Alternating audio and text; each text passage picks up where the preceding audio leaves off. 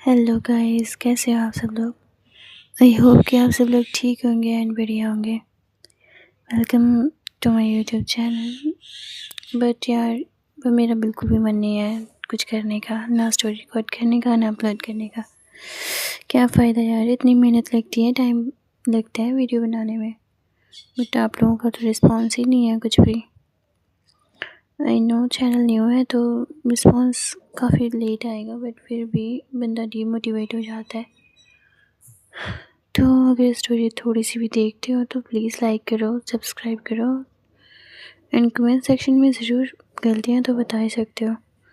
Okay then story start करते हैं। उससे पहले जान लेते हैं हमारे प्रीवियस पार्ट रिव्यू के बारे में। तो लास्ट एपिसोड में हमने ये देखा था कि जो हमारी नैना होती है वो शादी की रस्मों के लिए रेडी हो रही थी।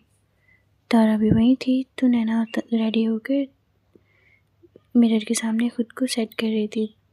वो देखती है कि तारा भी वहीं है, लेकिन तारा ने कोई कमेंट नहीं किया कि तुम सुंदर लग रही हो या कुछ भी। तो नैना इरिटेट होकर तारा के सामने जाती है और उससे शिकायत करती है कि आप कभी तो कॉम्प्लीमेंट दे दिया करो कि हाँ तुम खूबसूरत लग रही हो, बाकी तो कमेंट करते हैं। तो तारा उसे समझाती है कि हाँ तुम तो मुझे हमेशा से प्यारी लगती हो।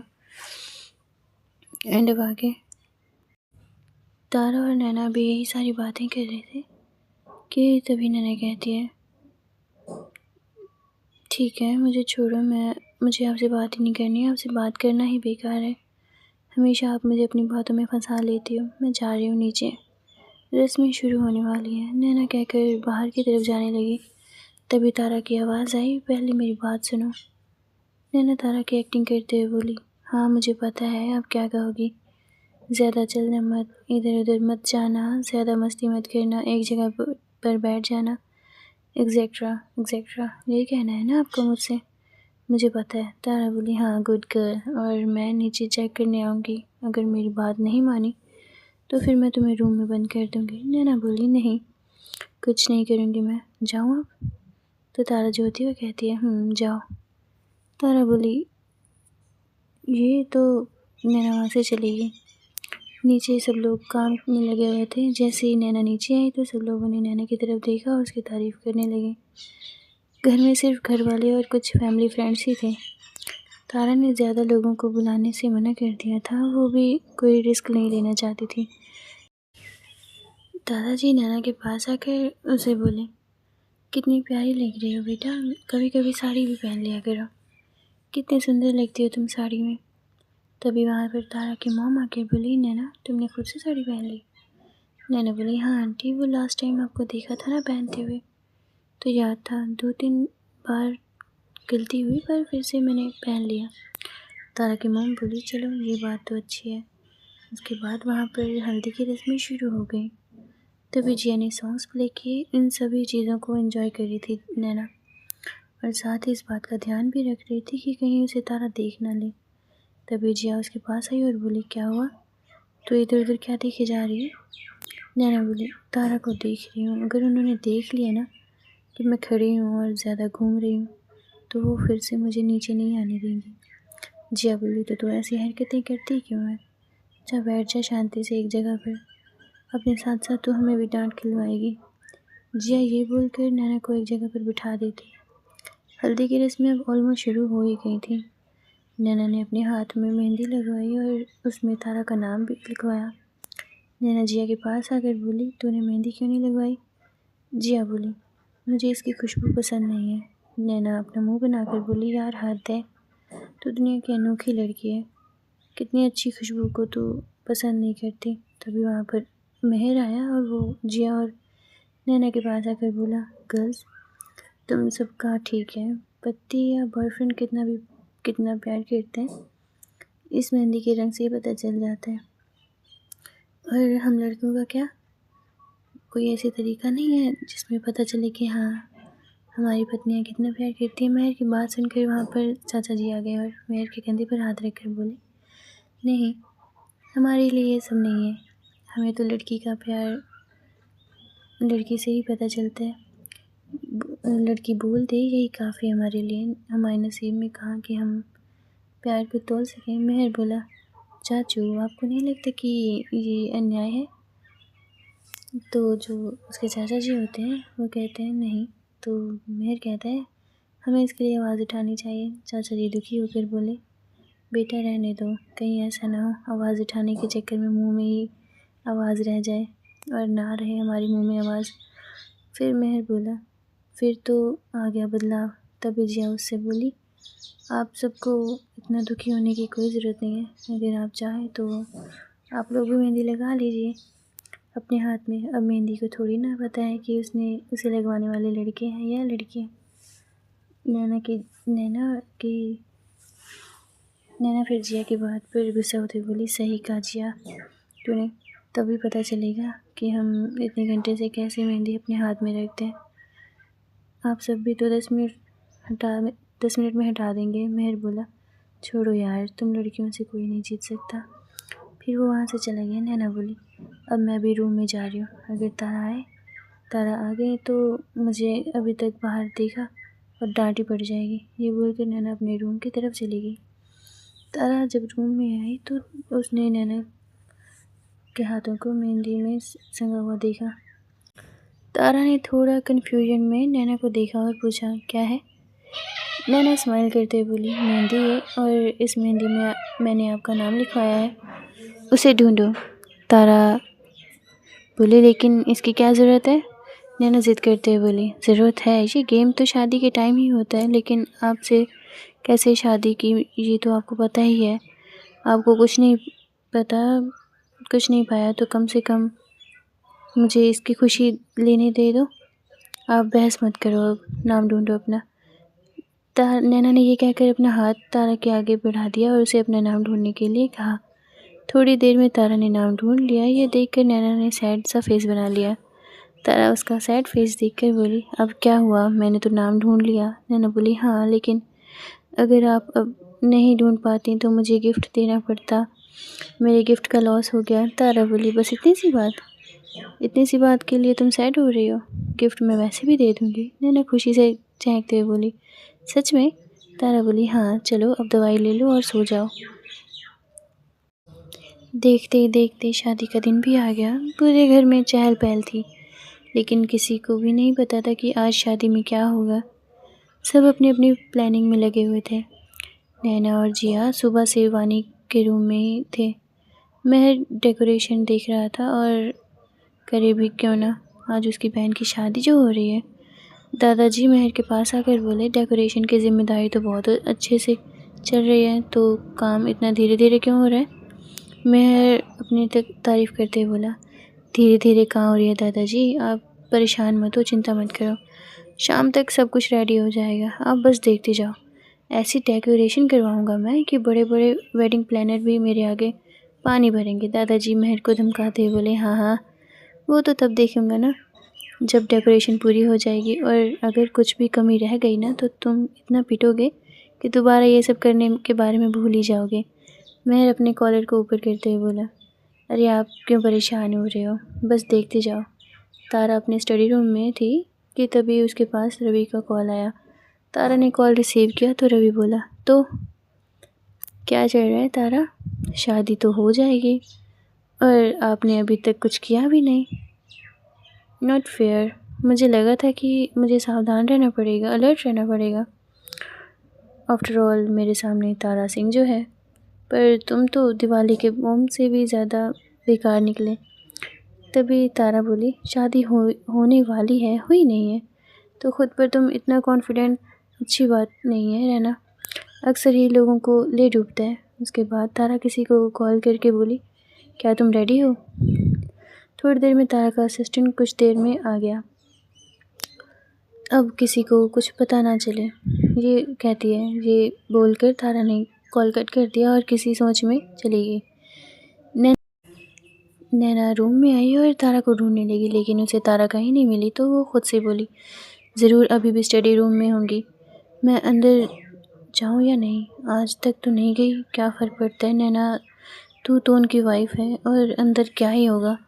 नैना ये सब सोचकर फिर स्टडी रूम की तरफ बढ़ गई और गेट पर खड़ी होकर कुछ सोचने लगी कि गेट नॉक करे या नहीं। फिर कुछ देर सोचकर नैना ने गेट नॉक किया, लेकिन अंदर से कोई रिस्पॉन्स नहीं आया, तो नैना गेट खोलकर अंदर चली गई।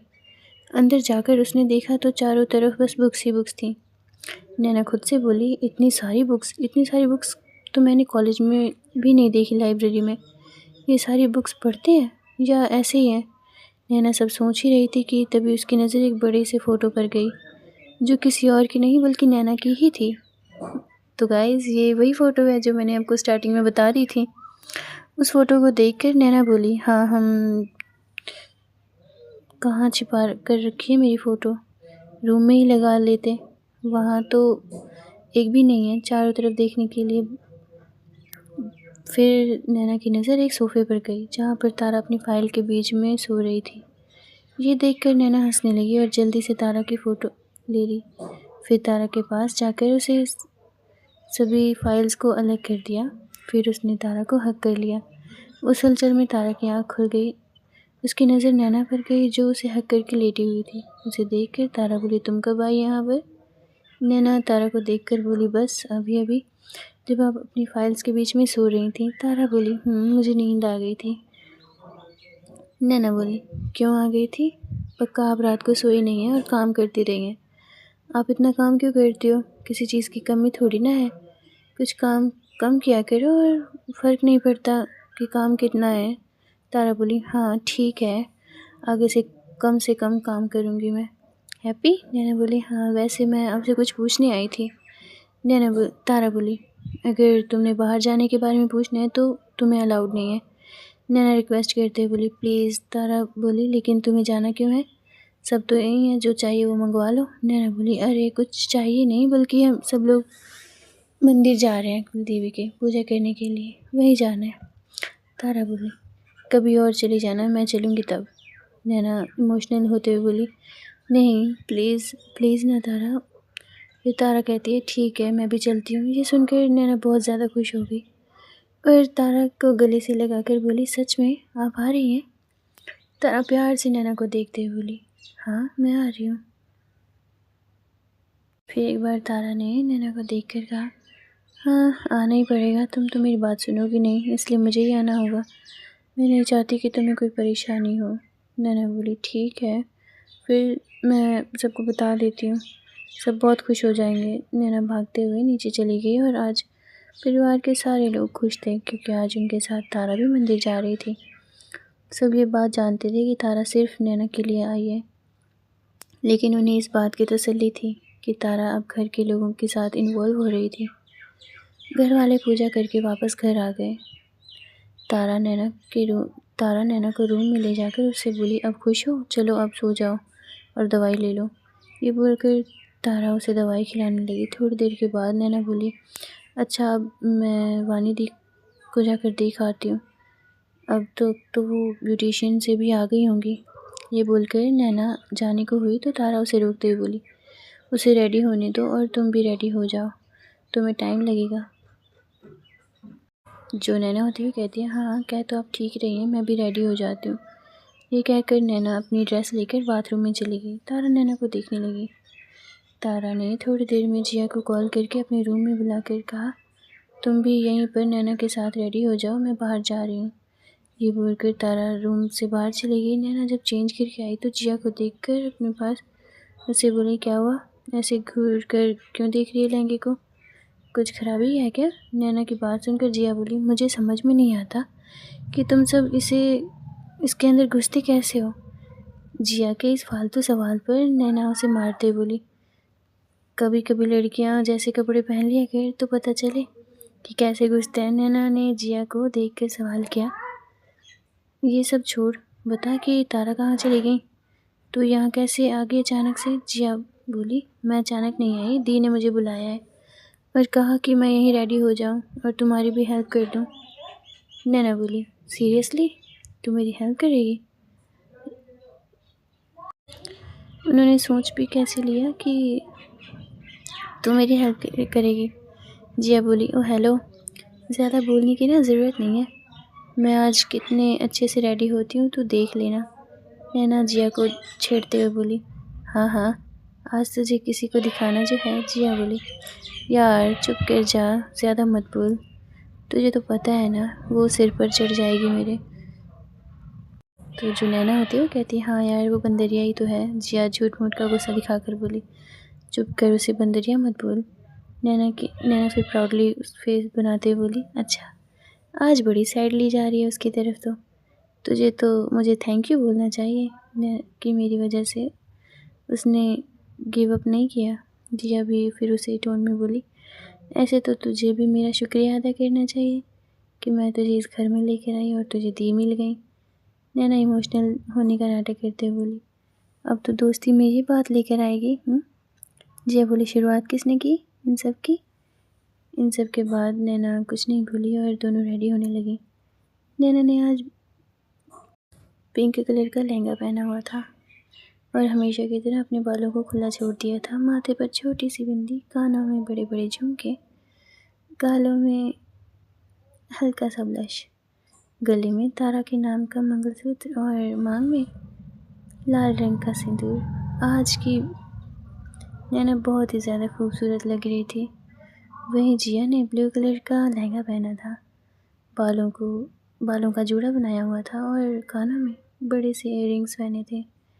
दोनों ही बहुत प्यारे लग रहे थे। सब लोग रेडी हो ही रहे थे कि तभी सभी को बैंड बाजे की आवाज़ सुनाई दी। जिया नैना से बोली, लगता है बारात आ गई, चल चल नीचे चलते हैं, मुझे तो गेट भी छींकना है जाकर। ये बोलकर जिया नैना को खींचते हुए नीचे लेकर आई। नैना ने चारों तरफ तारा को ढूंढ रही थी लेकिन उसे तारा कहीं नहीं मिली। फिर नैना भी सभी के साथ बारात का स्वागत करने चली गई, वेलकम करने चली गई। जैसे ही नैना बारात की तरफ गई वैसे ही तारा उसके पास आई और उसे उस तरफ जाने से रोक दिया। ये देखकर नैना बोली, क्या हुआ तारा, मुझे उधर जाने क्यों नहीं दे रही? तारा एक लाइन में अपनी बात बोल दी थी, उधर बहुत लोग हैं, तुम यहीं रहो। तारा की बात सुनकर नैना ने मुंह बना लिया। तारा बस एक टक रवि को देख रही थी। रवि के चेहरे पर एक जंग जीतने वाली स्माइल थी जो तारा से छिपी नहीं थी। तारा नैना को पूरे टाइम अपने साथ खड़ा रखती है। जब बारात अंदर आ जाती है तब तक बारात अंदर नहीं आई थी। तारा अभी भी नैना को लेकर डरी हुई थी। वो नहीं चाहती थी कि किसी की भी वजह से उसे चूक हो। वो पूरे टाइम नैना को अपनी आंखों के सामने रखेगी, ये तारा ने सोच लिया था। नैना तारा को देखकर बोली, आज आपको क्या हो गया है? पूरे टाइम आपने मुझे साथ घुमा रहे हो आप। नैना से तारा बोली, देखकर क्यों, तुम्हें अच्छा नहीं लग रहा क्या? नैना थोड़ा फ्लर्ट करने के अंदाज में बोली, मुझे अच्छा तो बहुत लग रहा है, पर आप ऐसे ही मुझे हमेशा साथ रखना।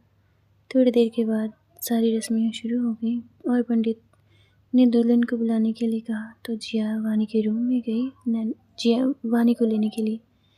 नैना का भी बहुत मन हो रहा था कि वो जिया के साथ जाए लेकिन तारा उसे कहीं जाने नहीं देती।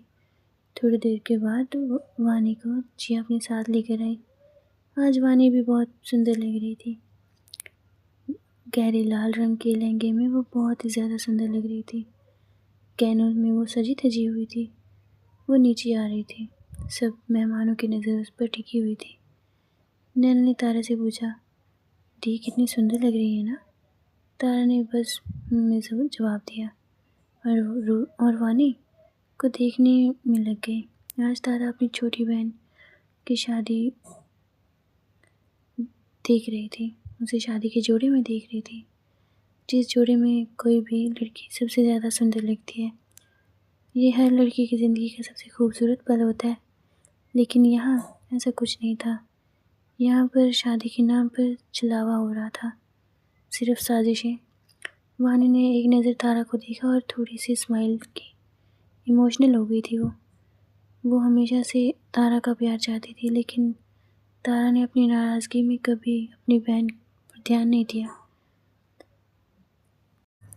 बहन का रिश्ता जितना ही छोटा था, वो नाम छोटा था, बट उतनी ज़्यादा इस रिश्ते में गहराई थी। और तारा को जब ये समझ आया तब तक बहुत देर हो गई थी। वो अपनी एक बहन को तो प्रोटेक्ट नहीं कर पाई लेकिन आज वो वानी को इससे ज़रूर बचा लेगी।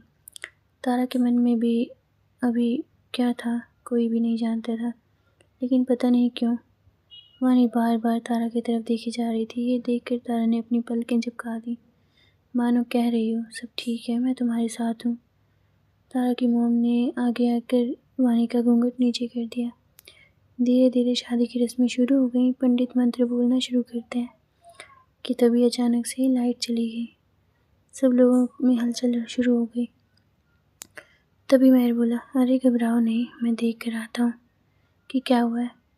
सब लोगों में बातें हो रही थी कि तभी लाइट आ गई और महर आकर बोला, आप सब ठीक हैं? आपको वो लगता है ना कि किसी ने गलती से मेन स्विच बंद कर दिया था। दादाजी बोले, पंडित जी आप रस्में शुरू करो। उसके बाद पंडित जी ने मंत्र बोलना शुरू किया और जल्दी फेरे भी हो गए। जल्दी रवि ने सिंदूर और मंगलसूत्र भी पहना दिया। ये सब देखकर नैना तारा को धीरे से बोली, देखा आपने शादी कितनी अच्छे से होती है इसका। तारा अपनी एक आईब्रो उठाकर बोली, क्या मतलब है? हमारी शादी नॉर्मल नहीं थी क्या? नैना तारा को घूर कर देखते हुए बोली, वो शादी को कोई नॉर्मल कह सकता है भला? तारा बोली, कोई बात नहीं, कोई इस शादी को भी नॉर्मल नहीं कहेगा। शादी पूरी होने के बाद रवि तारा के पास आया और एक जंग जीतने वाली स्माइल दी। ये देखकर तारा बोली, कॉन्ग्रेचुलेशन फॉर वेडिंग। लेकिन खुशी मनाने से पहले तुम एक बार अपनी वाइफ का चेहरा नहीं देखोगे? तारा की इस बात पर रवि एक नज़र वानी की तरफ देखने लगा। उसने जैसे ही अपना घूंघट ऊपर किया, सब लोग शॉक्ड हो गए उसे देखकर। नैना भी उसे देखकर बहुत ही ज़्यादा इमोशनल हो गई। तारा से बोली, ये तो शनाया है। तारा रवि से उसे देखकर बहुत ही ज़्यादा स्माइल करते हुए बोली और उसके पास जाकर बोली, तुम जिंदा हो? तुम्हें कुछ नहीं हुआ था? तुम जिंदा हो? इस पर शनाया ने अपना सिर हाँ में हिला दिया। और आखिर कौन है ये शनाया और क्या रिलेशन है रवि का उससे और कैसे आई वो मंडप में, ये जानेंगे हम आगे के कुछ एपिसोड्स में। तब तक के लिए बने रहिए हमारे साथ स्टोरी के एंड तक। ओके देन, तब तक के लिए टाटा बाय बाय, मिलते हैं फिर नेक्स्ट एपिसोड में।